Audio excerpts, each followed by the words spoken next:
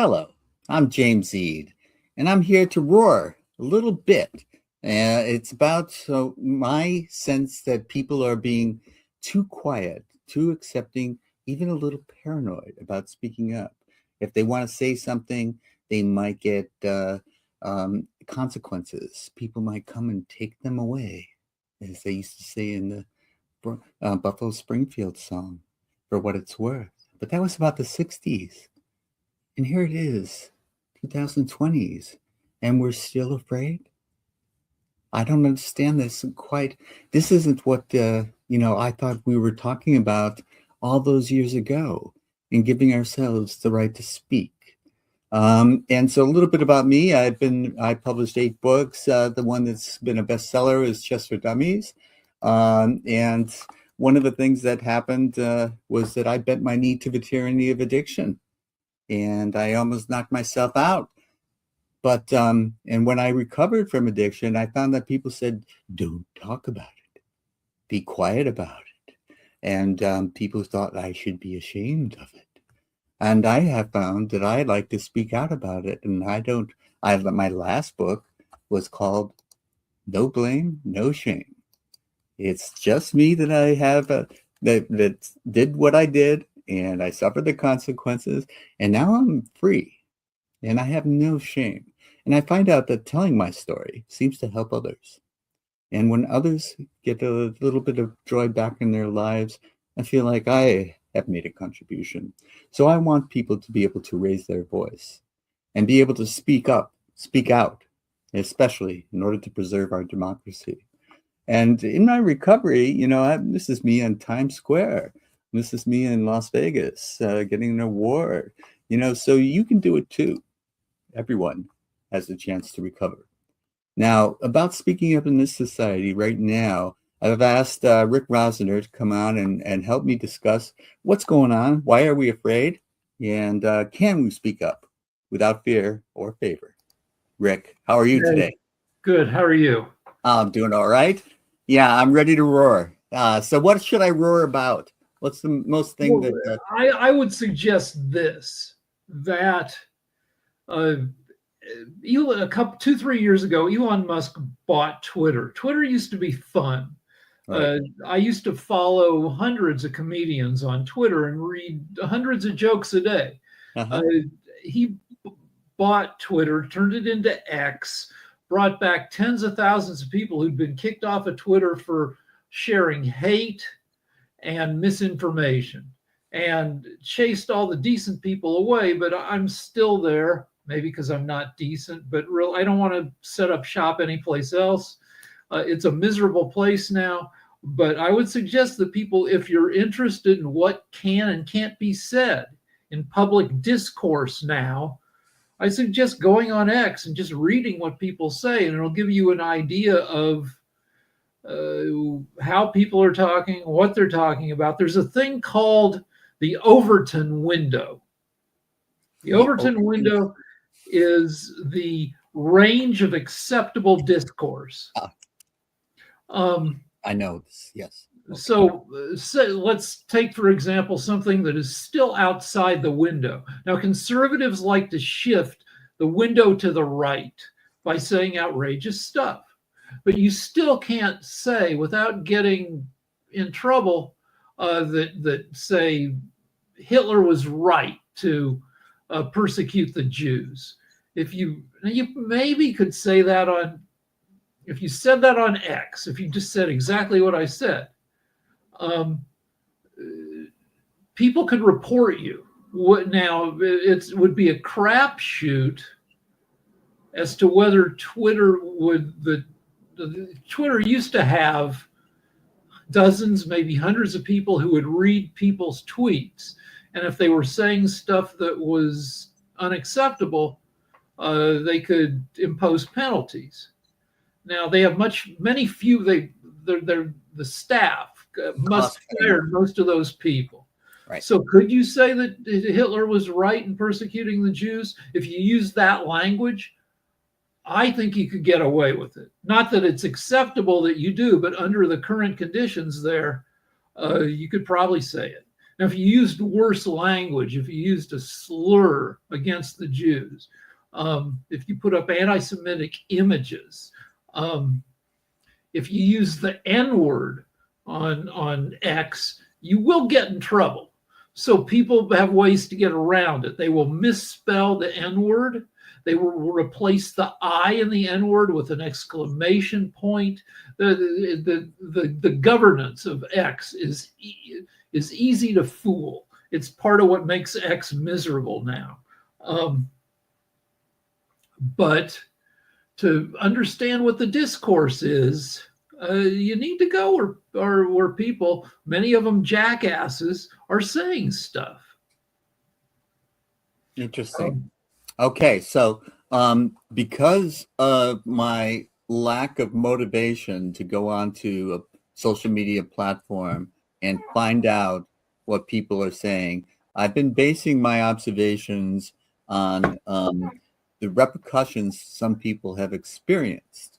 I think Senator Mark Kelly, it comes to mind, people that speak out and they get criminal prosecution or some sort of DOJ activity.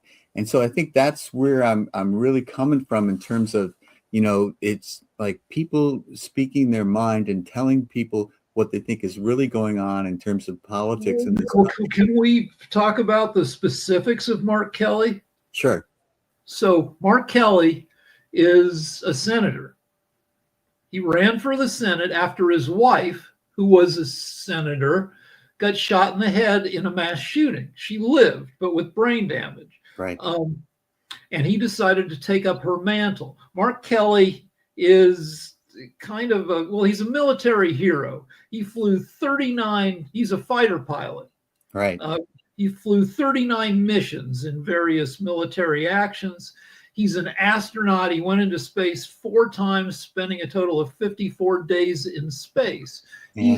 He's probably a major, I think, I don't know, captain, major. Yeah, I've seen him in uniform, and it's I would say colonel or major or something like that. But I don't know for sure. He and 5 other members of Congress, all of them with military or intelligence backgrounds, put out, I believe, a video saying, hey, if you're in the military, you are not obligated to follow unlawful orders. Right. Like if your commanding officer commands you to open fire on American civilians, that's an unlawful order.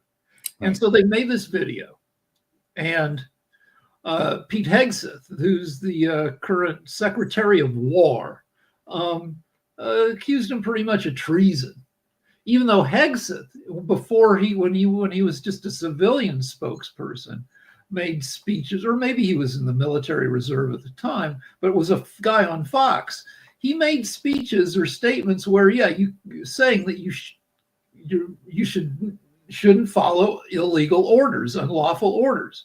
Yeah, but kind of common sense back in the day. Yeah. Yeah, but now 10 years later that he's Trump's secretary, he is persecuting and prosecuting Kelly and others for saying something that is true under the uniform code of, military justice or whatever. You're not supposed to follow unlawful orders. But saying it got Mark Kelly in trouble, and his pension, he was in the military for probably 25 years, has been stripped, which is horseshit. And I assume once we have a president who's not an asshole back in office, that it'll be restored. But plus Mark Kelly will get by just fine. As a senator, he'll get he'll get a Senate pension. But anyway, the whole thing is obnoxious and disgusting. And so petty, taking away his pension. It's because they can do it, they do it. It's not because it's can they really do it? He's taking him to court, as he should, but it's a distraction, and his legal costs, could easily run $80,000. Right. For saying what everybody thought was the truth. And even the person that's in charge of of war now who used to be a Fox news person. I guess Trump liked what the guy said on Fox, and so he put him in charge. There are roughly 24 members of Trump's administration who used to be on Fox. Yeah. Isn't that amazing? It's just because that's what he listened to. That's what he liked. And that's now those are handpicked people to be in charge of whatever. And this is the it would be comical if it wasn't so serious. Putting incompetence in charge, it didn't really matter so much if you had a Democratic or Republican president, as long as they had competent people in the jobs that they were supposed to be doing. And they usually had professionals in those jobs, people who had been, trained in the field that they were responsible for, knew it intimately. And now when you put amateurs in charge, you suffer the consequences. Yeah, you don't have to be very few presidents have been geniuses. Teddy Roosevelt, you could make a case for Bill Clinton, who was a Rhodes Scholar. Certainly, Rhodes Scholar, right?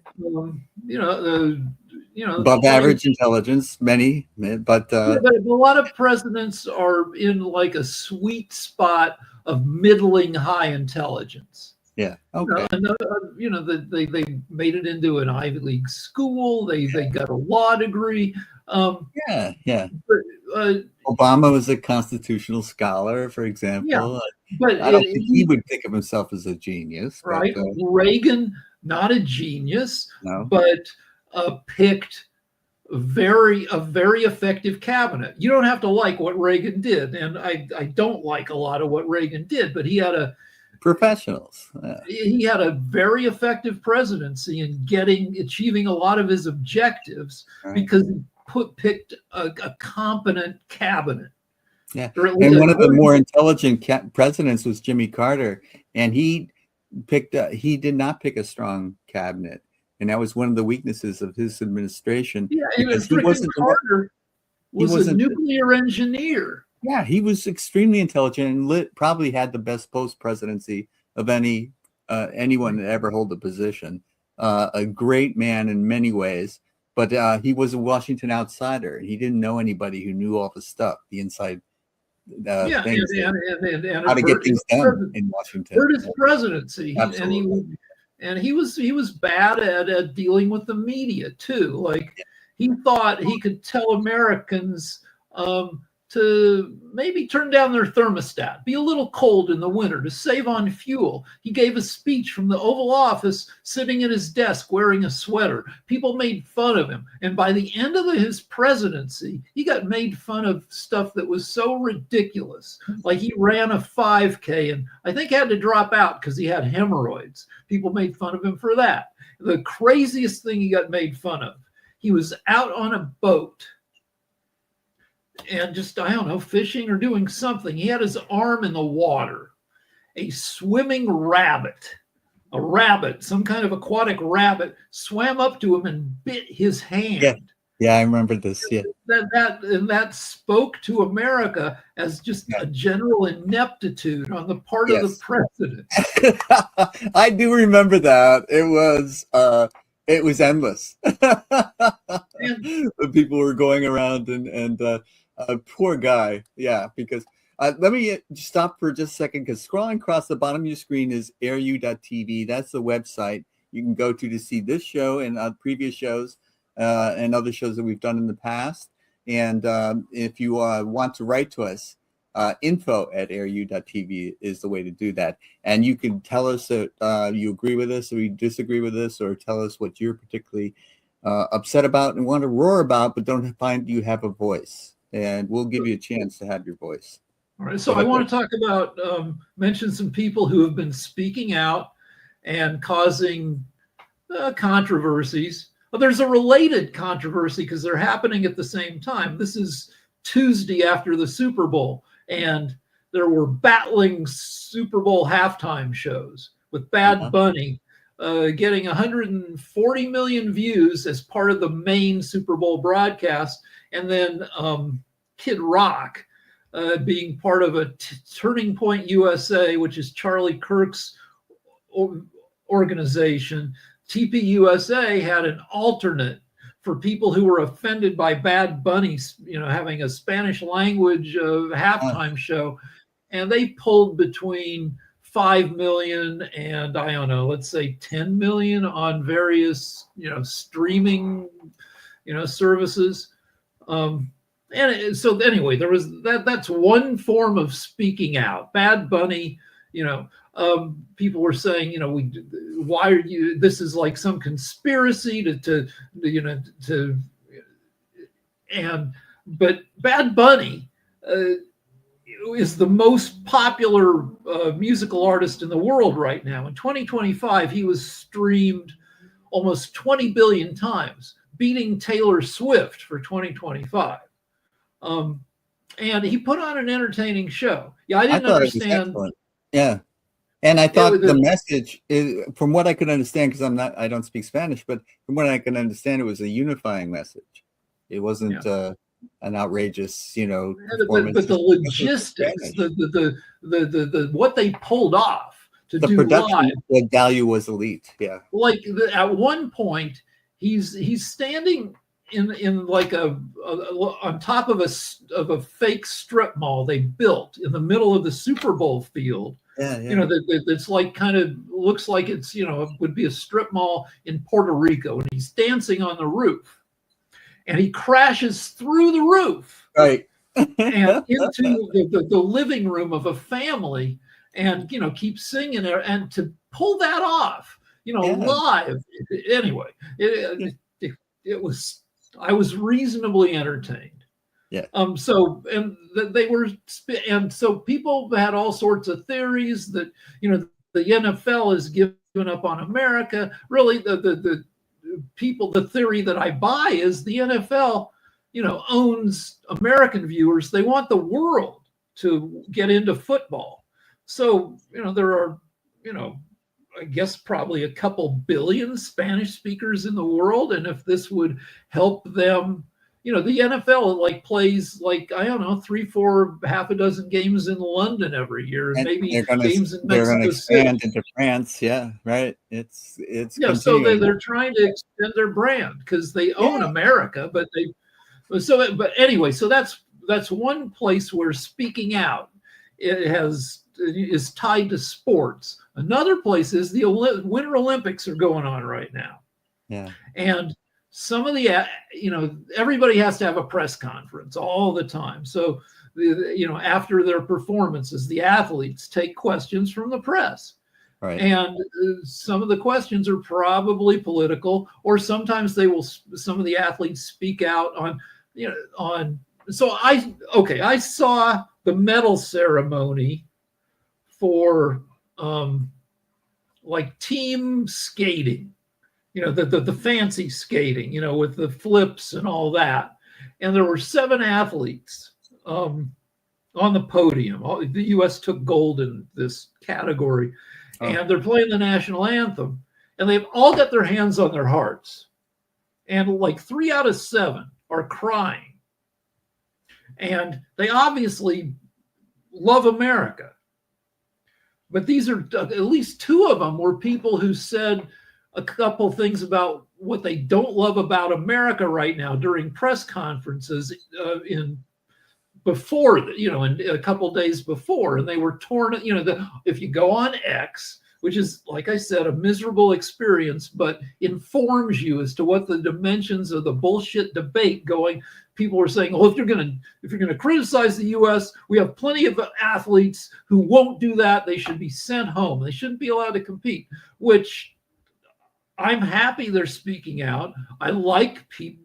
My favorite people are people who love America, love what are supposed to be American values, and speak out with criticisms of America. Some of my favorite people are Republicans who don't like Trump. Like Caitlin Collins is a CNN anchor who's she's very likable because she's young, she's ridiculously pretty, and she holds Trump to account. She'll ask him questions, and he'll give her a bunch of shit, Like he's like, I've known you for 10 years. Why do you never smile? You never smile. You're a terrible reporter, and she just sits there and she holds her ground. But Caitlin Collins is a Republican.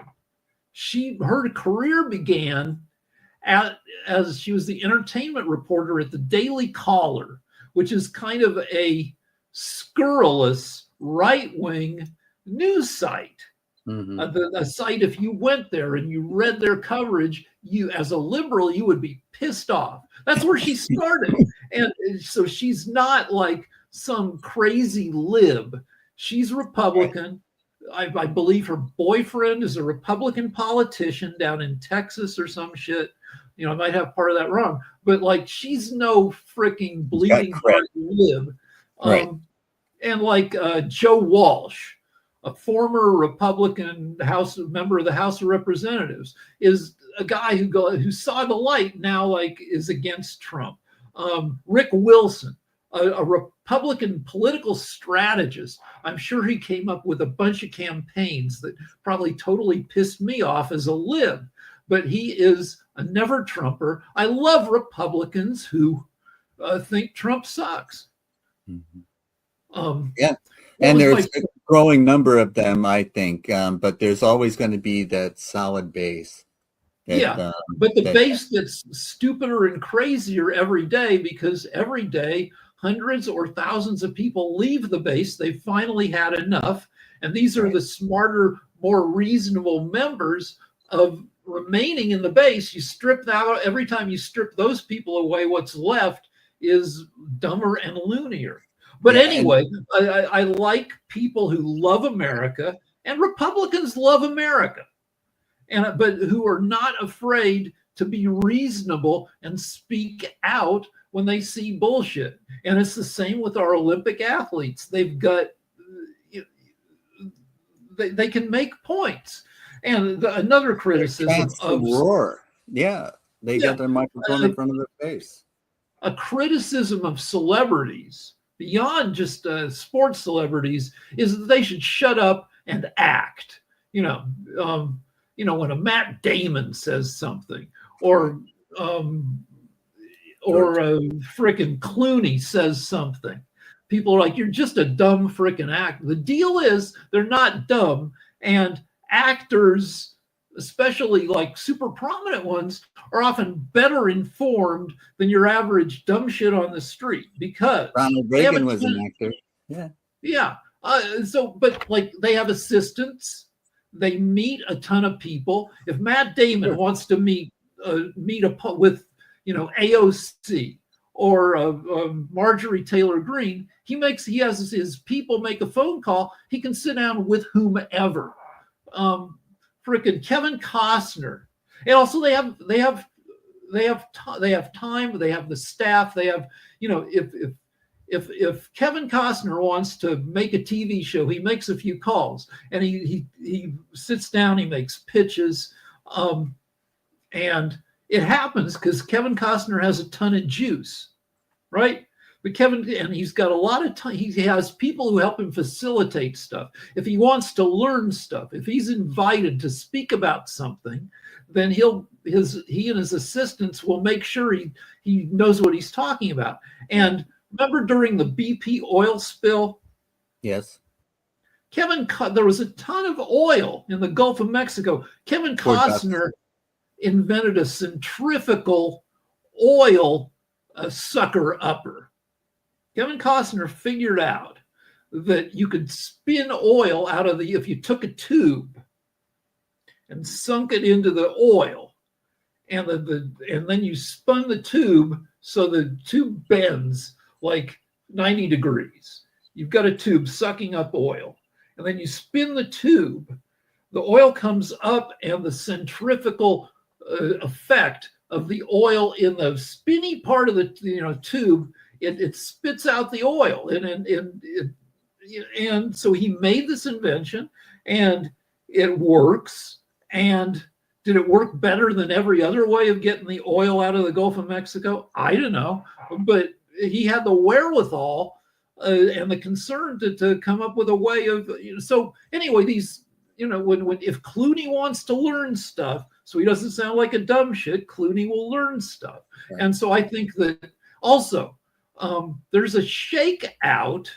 Like I live in LA, and I see the people who come out here to be actors because they're driving confusedly in cars with out-of-state license plates. Right. And I'm like, get the hell out of my way. They were the most talented person at their high school in Georgia. They came out here to make it. And they either learn the ropes. You've only got 3 months to get California plates on your car, or you can get a ticket. So that they last here long enough, they start to make it, or they get chased away with their tail between their legs. I came out here when I was 20 to try to sell some ideas. I lasted, 3 weeks, and then didn't make it out here again until I was 29. But anyway, the people who last are the smart. You don't have to be smart to be an actor. You can be beautiful, but beautiful is a dime a dozen. Really, your chances of succeeding are much higher if you're smart. And so the smart people over the decades, if you've managed to last out here in entertainment into your 40s, you're probably smart. Yeah, you figured the system out. Yeah, which means that, a Clooney is freaking smart. Clooney also comes from a political background. His dad was a political candidate numerous times. Clooney knows stuff. So like that criticism that celebrities should shut the fuck up is a bullshit criticism. Of course. And the other thing is, I think people don't understand, either weren't taught or have forgotten the history of what it means to be a citizen of the United States. The founding fathers expected the citizens to hold the government accountable, to criticize it, to be able to take action and to be able to affect change in the government. The citizens were the check and part of the checks and balances. Ultimately, an informed citizenry was the final check. And Ben Franklin, speaking of the founding fathers, he said that if you place security over liberty, you deserve neither. And so what we're doing is being frightened, and we're giving up our rights. And when you empower the DOJ to attack citizens, even American heroes like Mark Kelly, it reminds me of Trump putting down McCain because he was captured in Vietnam, tortured, and sustained it, and came back and ran for office and was about service to his country. And this man Trump was putting him down for being captured. And so these types of people who have given to service to this country with more than the average Joe could ever claim, these people are subject to a Department of Justice that has been weaponized. And so if he has a petty grief against someone, they are under threat. Look, with McCain, didn't McCain, he couldn't move his arms in certain ways because when he was held prisoner, they'd hang him from his, they kind of, those cartoons where they show somebody in a dungeon hanging from his wrists. That was McCain. They hung him for days and weeks and months, and they permanently damaged his. He couldn't raise his shoulder or his arm because of his shoulder, and but in any case, this is part of why people are afraid. People who have the ability to speak up and to affect change in our government are now hiding. Now, it used to be that the part of the Republican Party was so scared they were afraid of getting primaried. But now it looks as though people are finding out that if Trump endorses you, it may be not a plus, but a minus. And more and more people, go ahead. An early indicator of how bad it is going to go for a party in this case, the Republicans, is how many people are retiring from Congress rather than running for re-election, or they're running for something else like governor. So we are up to 51 representatives, 31 of them Republican, or 30 of them Republican, 20 of them Dems, 12 senators not running for re-election, which is more than 10% of the 535 members of Congress. And that's not an all-time high, but it's close, and it's still only February. More people can decide. It sounds like a lot to me, because it's a pretty good job. And so right now the Republicans have a 4-member margin, 218 to 214 in the House, and so they can only lose 2 or 1, and they're on track based on Trump's approval of 41%. They're on track to lose 28 seats.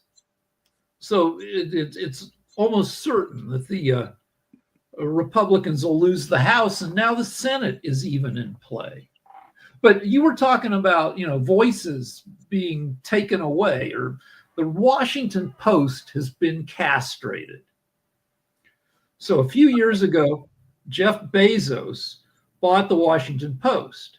In the past couple weeks, he has fired 1/3 of all the reporters on the Post and gotten rid of their publisher, I believe, who was brought in to make the Post run more efficiently and also clean house. That guy, the staff had finally had enough of him. So the Post, one of the 2 great papers of the U.S., the Woodward and Bernstein Post, the Post that took down Nixon, that did the hard research, detective work to uncover Watergate and take down Nixon. That paper is now smushed out of deference to Trump, because Bezos, is one of the billionaires who kisses Trump's ass. So the LA Times. So the 2 greatest papers in the U.S. were the New York Times, Washington Post. The Washington Post has now had its ass kicked. The LA Times used to be a great paper. Yeah. Now it is owned by a right-leaning billionaire, and it's been stripped. Now, part of it is economics. It's hard to make a newspaper make a profit these days. Right. Yeah, but also, if you're a billionaire, maybe you shouldn't give that much of a shit about if you're going to buy a paper, maybe you shouldn't care if it makes a profit. Well, that we'll never know what motivates certain people and why they do certain things, especially when we're talking about people who have the power of purchasing the paper and giving it its voice. Rupert Murdoch certainly used a lot of influence and buying media outlets and getting his point of view across. So these types of things are the stifling of counter arguments to whatever the government is. This is what we associate with autocratic regimes, that dissent is not tolerated. And so you can't dissent with Putin in Russia, for example. And so squashing dissent seems to me the first, one of the first steps in living in a land of tyranny. And one of the reasons we want migrants to come into this country is because they have suffered tyranny and they can tell us what it's like. And, because we have grown up without it, we don't recognize the signs of it coming. And we think that democracy is here to stay. And we don't realize that around the world, throughout history, democracy has been fairly fragile. And it's only the people who are able to voice their concerns when it's threatened that are last guard against the loss of your rights, your liberties. So let's talk about demographics. So the right, the Trumpers, are convinced that tens of millions of immigrants flood into the United States, and they take away all our stuff, our housing, our jobs. They make the streets unsafe. They eat our dogs and cats. They commit daycare fraud. Demographically, the U.S. has the lowest growth rate in its entire history. So over the past couple of years, we've had years where our growth rate was less than 0.5% a year. We only make, through people hooking up, Americans getting together, having sex, making babies, we only make 80% of the number of babies we need to keep the population stable if it weren't for immigration. There are various reasons why. One thing is microplastics get in everybody's bodies, and they lower testosterone levels. So also social media. We're so, Gen Z is so locked in to their phones and such that they've lost the social skills and the social impetus to go out and try to hook up as much as previous generations did. Gen Z will stay home and jerk off, or because of low testosterone, they won't even do that. So it's not like the U.S. is being flooded. The right says we're being flooded. We're not. Our population doesn't change much by a million or two per year out of an overall population of 345 million. Right. The U.S., like the right will say that we're being flooded with Muslims. The U.S. has between 1 and 1.3% Muslims. That is between 3 and 4 million Muslims out of an overall population, 100 times that, compared to Europe, where they do have a ton of Muslims. Frickin' England, Germany are like 10% Muslim. And I've been to our kid is in England. My wife and I go to England. London is a great place. You'll see people, London is a metropolitan city. Yes. You'll see people wearing headscarves and stuff because they're Muslim. You don't get a bad vibe off of them. They're not, for the most part, they are not trying to destroy England. Now, there have been issues with Pakistani rape gangs in certain cities. Yeah, those guys are bad. But overall, the people are, but anyway, we have, Muslims are not flooding the U.S. Immigrants are not flooding the freaking U.S. And if they are, they're not taking your house away. The median cost of a house in California is, $1,000 a square foot. If you want a small house in LA, 1,000 square foot house, it'll cost you $1 million. The guy who's working, or the woman who's working, getting paid under the table because she's an illegal, sewing clothes downtown for maybe $7 an hour under the table. The guy who's working construction for $12 an hour under the table. These people are not buying $1 million. Right. Yeah. To emphasize your point, I just saw that in the town that I live in, the average price and the homes only stayed on for the average for how long they stayed on the market was 30 days. And the average sale price was $3.5 million. So yeah, people coming over from different countries are not purchasing those homes unless they bring with them extraordinary wealth as well. And those there are people, who, the people from China, like China is like the world's manufacturing powerhouse right now. They have 150 cities in China that each have more than 1 million people in them. And in each of these cities, they're making a shit ton of stuff, and the people who run the factories are making a ton of money. And yeah, they will send their kids over to the U.S. and those kids might buy a $2 million house, right. But those how many family, anyway, that's Yeah. not your But it's typical. part of the big lie that has been so easily, because if it's repeated, like if you listen to one channel and you hear the same thing repeated every hour on different show after different show, and the repetition is there, you take it as gospel, you take it as the truth. And even the gospels were rewritten and edited, and who knows what's in them from where. But these things are taken as though they have been blessed somehow.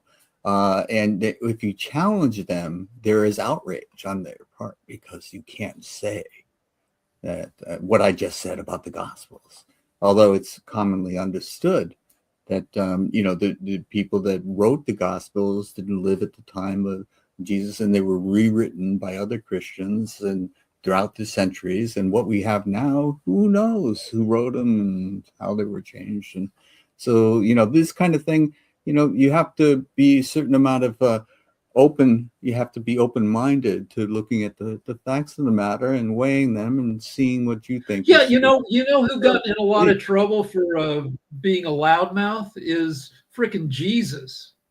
I believe he was killed for being too mouthy, right? He was a radical rabbi. Yeah, he was in danger. But I want to go back to so we're being mean to immigrants in the U.S. right now. We're trying to kick out a bunch of them. Now, Trump isn't even that. Obama was the most effective deporter of immigrants of anybody in history. More people widely underreported, but yes, I agree with you. That seems to be the fact. But anyway, we're trying to deport a ton of people. Is that helping America? Is it reducing prices at the grocery store? Is it creating jobs? Now, Trump's jobs guy said, yeah, the jobs numbers are a little low, but it's because we're kicking out so many people, which is bullshit. Right now, January's job number looks like it's going to come in at 22,000 jobs created, which is an annual rate of just over 250,000. That is shitty. That is 1/8 or less the annual rate of job creation of every year from 2011 through 2024, not including the COVID year of 2020 when we lost a ton of jobs. But in most years, in every year, we created at least 2.1 million jobs. Coming back from COVID, the first couple of years of Biden, we created 6-7 million jobs a year. These were jobs that had been lost under COVID a lot. But anyway, we were creating a shit ton of jobs. The number of jobs we're creating now is 75 to 90% lower than we've been creating over the past 20 years. We might be looking at the worst job creation year since 2003. No but job. Yeah, heaven more people looking for them too. And people graduating from college or high school and looking for how to get started in the world. Yeah, college becomes less. The shittier the job market is, the less valuable college becomes. Between 2010 and 2022, college enrollment in the U.S. declined by 15%. And most of the decline was among men and boys. Right. The colleges, I think, are now 60-40 women. So guys should go to college just to get laid. It's where the women are. But yeah, guys are getting left. They care about that sort of thing anymore. Well, that's the only thing I cared about from the age of 10 on. I remember being 9.5 and being like, I was already horny because, I stayed inside at recess and I read, and I ended up reading some sexy stuff. And I'm like, oh my God, I'm a nerdy 9.5-year-old. I will have to wait forever to get laid. And indeed I did. It was going to be another more than 10 years before I lost my virginity. And but that was my main focus for, from 10 until, I met my wife. Yeah. I guess when you let's see if I can pull this up quickly. If you look, this is you at senior in high school. You're not getting a lot of dates. No, I should pull up. Oh, yeah. I was the best chess player in all of New England in high school, but I mean, high school chess player in all of New England. But that wasn't. You wanted to talk about nukes. Oh yes, thank you for reminding me, because we are starting to get close to the end of the show, and I did want to think that there was an end of the nuclear proliferation agreements between Russia and the United States, and there was, and I might have been having my paws over my ears and my eyes closed. So, but didn't I see something about Trump starting up nuclear testing again? Did I? Yeah, and which is ridiculous. Okay, so Trump says he's not going to set off nuclear bombs, but he's going to test stuff to make sure that our nuclear weapons still work, which kind of makes sense. But our nuclear, we have an arsenal of roughly 1,700 warheads. Depending on how you classify them, whether they're ready to launch or not, the numbers are different. But the number I use is that we have, and Russia has, we each have about 1,700 warheads, nuclear bombs that are ready to go, that are launch ready. I believe that's probably not right, because we don't deploy them. The world would end if we did. So they probably get crappy. They probably decay over time. Now, the nuclear technology, the basics are really simple. So you don't need a lot of nuclear testing we've done a lot of nuclear testing. Russia's done a lot of nuclear testing. The principle of nuclear weapons is you get enough radioactive shit, uranium. Now, uranium comes in two flavors, explodey and less explodey, depending on how many neutrons are in the nucleus. You strip away a few neutrons, and the nucleus gets more explodey. So you put a bunch of your explodey. If you take two clumps of uranium, the explodey kind, and you smush them together with conventional explosives, then that uranium, the neutrons that are when a uranium atom nucleus splits, it releases some neutrons, and then that neutron crashes into other nuclei and breaks them apart. And the idea is you want every nucleus in this clump of uranium to break apart within a few 10,000ths of a second, and that gives you your bomb. That's uranium. Plutonium, same deal. Energy. Yeah. It's simple. You just take one clump of uranium and you shoot another clump at it to get critical mass, and you get a horrible explosion. Plutonium, similar. You take a sphere of plutonium and then you put a bunch of explosives around it. You set off the conventional explosives. The clump of uranium collapses, gets all tight and dense. In the middle, you've got beryllium or paraffin or some other stuff that amplifies the number of neutrons that are able to hit so all the plutonium nuclei break apart, and you get a horrible explosion. Those are nuclear weapons. Creating a singularity that results in a big bang. Yeah, but it's conceptually simple. Yeah. And we don't need to do a lot of testing. We know how it works. Then those are our small nukes. Those are the size of nukes the nukes are the size that nuked Hiroshima and Nagasaki, like 50 kilotons.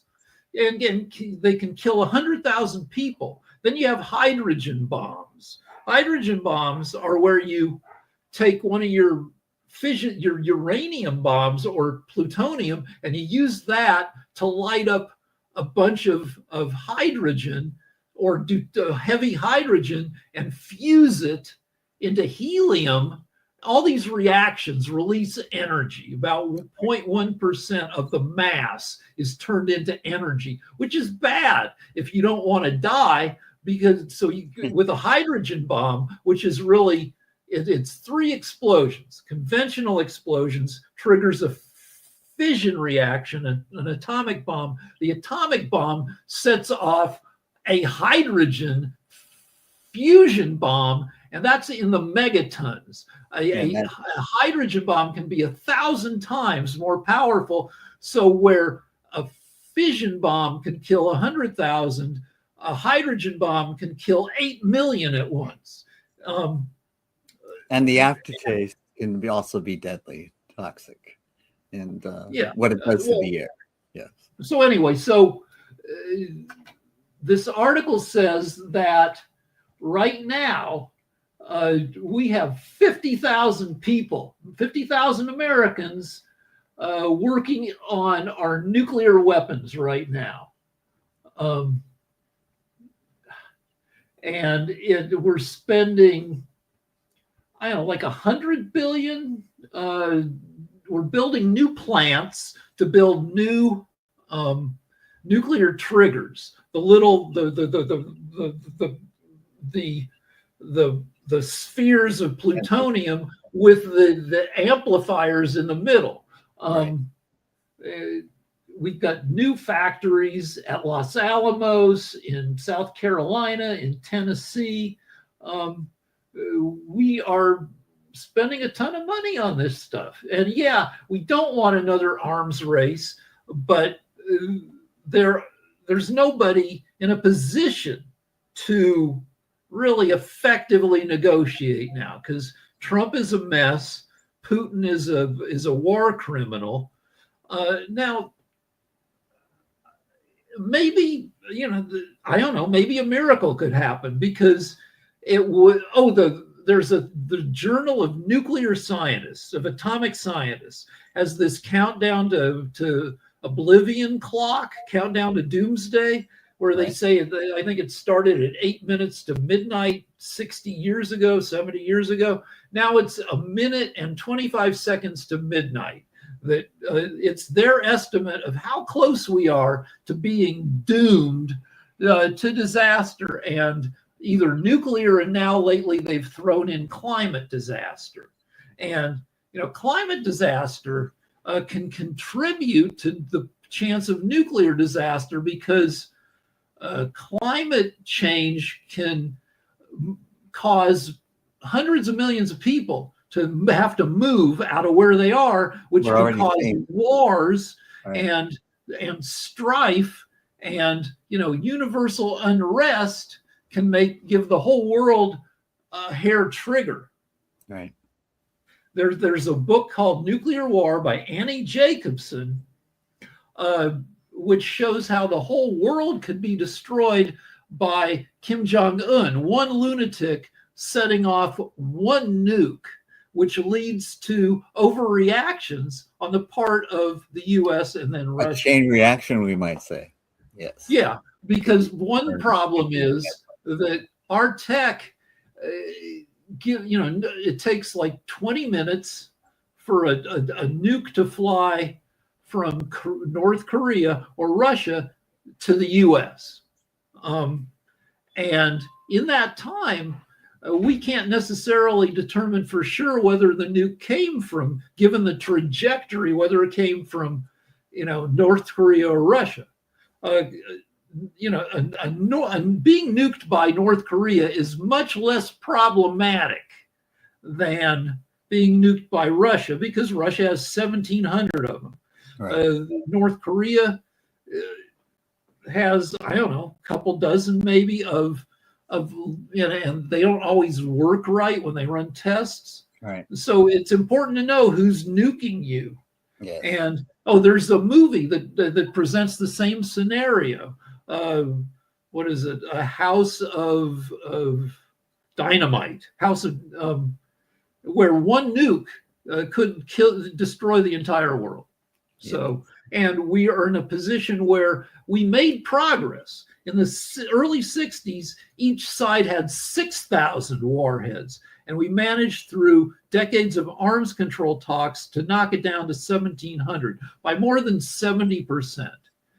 Yeah, well, that was sanity actually raising its ugly head, because nuclear proliferation benefits no one, of course. But people are trying to arm themselves. Many countries have already, and there's a big to-do about Iran trying to become nuclear capable, and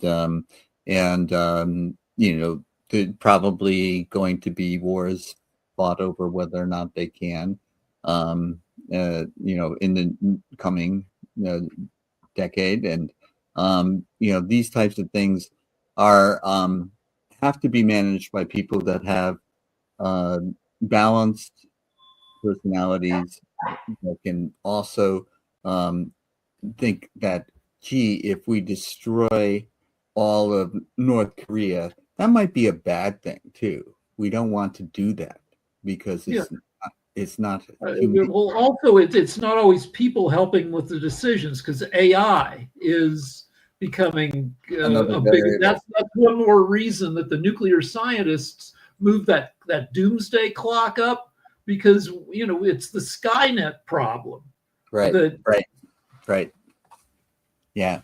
And what's crazy is, so Terminator, the plot of Terminator is that a set of computers of AI becomes conscious, and when it starts thinking for itself, it thinks, well, humans are the problem, and decides to wipe out humanity. That is what kicks off Terminator. Right. And that Terminator is a 40-year-old movie now. Yeah, and it seemed like a reasonable decision for an AI to make.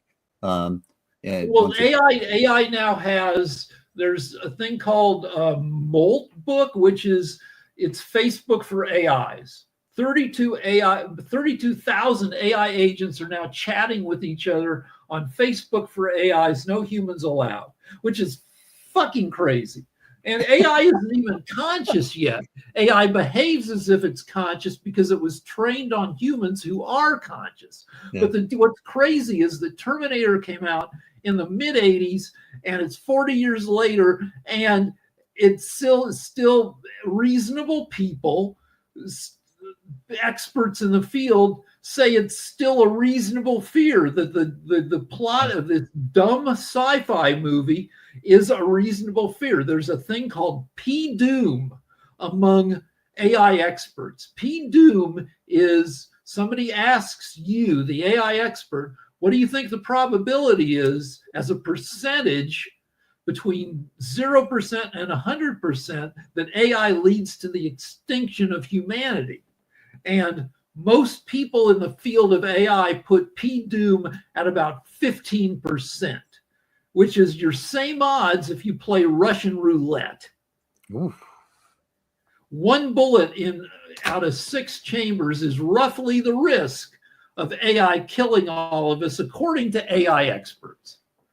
Well, that's making it real. I wouldn't play Russian roulette. No. So I don't think that this is something that we can emphasize too much and make people fear too much. But the thing about fear is that you can master it, you not necessarily by ignoring it or pushing it down, but by saying, I'm going to have courage in the face of it. And by having courage in the face of it, it means you speak up when someone is saying, we should destroy another country. We should have the ability to blow up half the world or something like that. Have the courage to say no, because the human race is one race, and it is not something that we can parcel out and say good and bad based on ethnicity, religion, color, whatever you want to divide people up into. No, it's one. And a machine can turn on, they will look at us as all the same. So stick together. There's so much stuff that you can speak out about that there's an overload. Yes. Like here in LA, we had a couple of huge fires that destroyed 12,000 homes. That was 13 months ago. Only 6 homes, 7 have been completed now, reconstruction. So people are speaking out, including Trump, saying, well, it's going too slowly. And so do you speak out on that? Or do you is that where your outrage should go? Or should you be like, are we really going to rebuild the same way because these fires, they destroyed more homes than ever, but we've had similar fires every 10, 15 years in LA, which is, a desert. We stole the water from Central California to make LA livable. Right. But we get devastating fires periodically that destroy thousands of homes. Should we really build everything as fast as possible, or should we be taking the time to see if we can build in a way that not everything will be destroyed? So you don't even know where to put your outrage. Yes, and it can be numbing that there's so much outrage that you become attuned to taking care of yourself and not worrying about anyone else or anything else, because it's just overwhelming. But we have each other to support each other.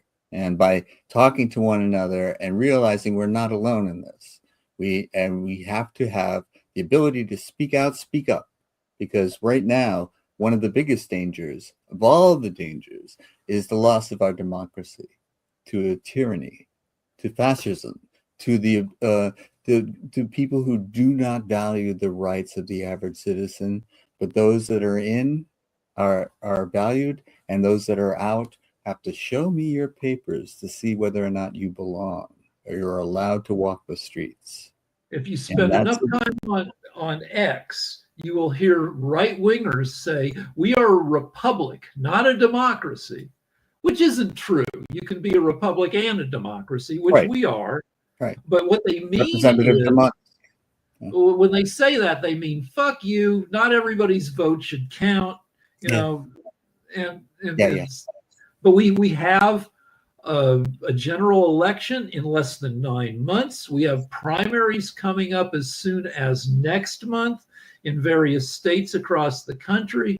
And we can be hopeful that it might lead to some positive change. There is quite a bit of outrage that Trump is doing very little of what he was elected to do. Right. The economy, stupid. Yeah. So thanks very much, Rick. And I really appreciate your contributions this week. And I hope to see you next week as well. Yeah, well, I'll be here. Okay. Thank you for having me. Okay. And I'm just going to say that we're going to keep speaking up and speaking out, because as citizens, as Rick pointed out, you can vote. And you can use your vote to throw the bums out. The people that are doing this are hurting the economy. There are no jobs, and people are prices are still going up.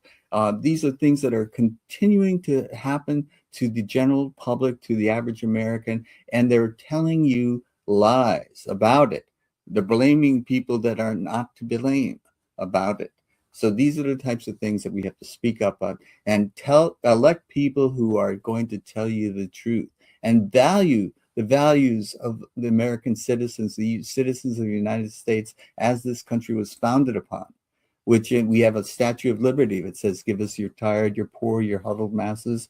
What's going to happen to that Statue of Liberty if we continue to act like people who come to this country based on the promise that they can live a better life are now turned away and go back to their inhabitable land that they came from, where they were afraid of gangs and warfare, and we not taking them in anymore? What does that say about us? Come on, America, we are better than that. And when we say America, we are America North and South and everything in between. These are people that are with us and part of us, and they're not different. They're the same. They have the same wants and desires and needs that everyone else has. And so we stop pointing the finger at others, because there's always more fingers pointing back at yourself when you do. So thank you for watching the show, and we will talk to you next week with the next version of Roar 3, and keep raising your voice.